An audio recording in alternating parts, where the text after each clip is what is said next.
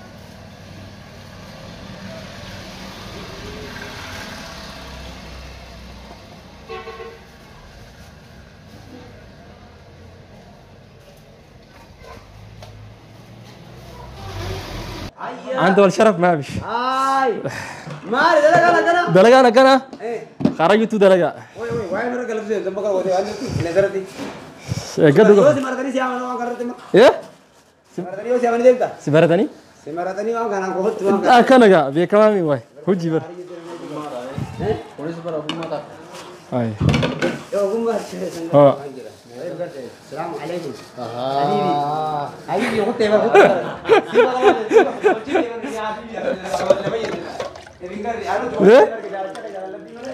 كل سر بات هيجي كا خرج بابا أكلا إيه قاعد وتتخيلنا أكنتي خنو كابني سنة بيجان أوان جروف جوزا دادا رغني أما غرا برج أساني dia menjajur. Bifa kanan, khampago khandi otis aja jan. Ayah jatani mana tis ini bisa dia nyacu. Akam setelah saya tisa bereda mo. Hah? Wan hari ami, wan bereda. Wan bereda. Itu kalau Thomas ini jenna. Oke, zura Allah. Orang butuh nih.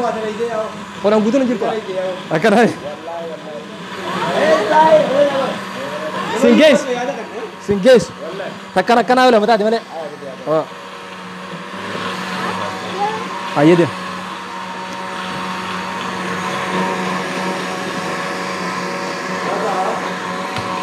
إسافة